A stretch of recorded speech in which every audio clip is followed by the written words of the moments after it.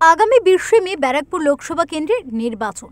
তার আগে সোমবার রাতে জগদ্দল বিধানসভায় তৃণমূল কংগ্রেসের পক্ষ থেকে আয়োজিত করা হয়েছিল কর্মী সম্মেলনের।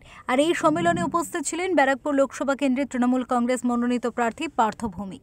এবারে লোকসভা ভোটের বৈতরণী পার হতে ব্যারাকপুরের প্রার্থীর প্রধান ভরসা মমতা বন্দ্যোপাধ্যায়ের উন্নয়নমূলক কাজ। সে কারণে এই কর্মী সভায় এসে পার্থ ভৌমিক জগদ্দলের তৃণমূল নেতা কর্মীদের এলাকার প্রতিটি বাড়িতে গিয়ে মুখ্যমন্ত্রীর কাজ এবং তার জনমুখী প্রকল্পগুলি নিয়ে প্রচার করতে বলেন।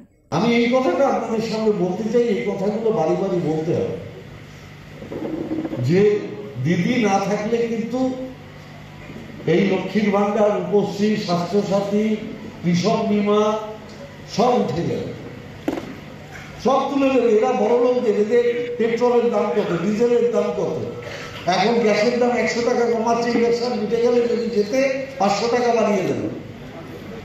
কোথায় যাবেন আপনারা? অপরদিকে তিনি যে বিধানসভায় যত বেশি ভোটে জিতবেন সেই এলাকার তৃণমূল কর্মীদের উপহার দেওয়ার কথা বলায় বিরোধীরা সেই বিষয়টি নির্বাচন কমিশনে জানানোর দাবি করেছেন। সে প্রসঙ্গে পার্থ ভৌমিক এদিন পাল্টা দাবি করে বলেন, তিনি উপহার হিসেবে তৃণমূল কর্মীদের ভালোবাসা উপহার দেওয়ার কথা বলেছেন।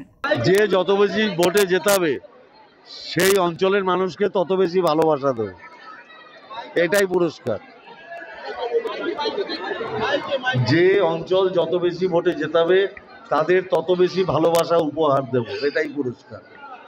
এদিনের জনসভায় পার্থ ভৌমিক ছাড়াও উপস্থিত ছিলেন বিধায়ক সোমনাথ শ্যাম, সুবোধ অধিকারী এবং পৌর প্রধান রেবা রাহা, রমেন দাস সহ অন্যান্য তৃণমূল নেতৃত্ব। প্রতীতি ঘোষের রিপোর্ট, ওঙ্কার বাংলা।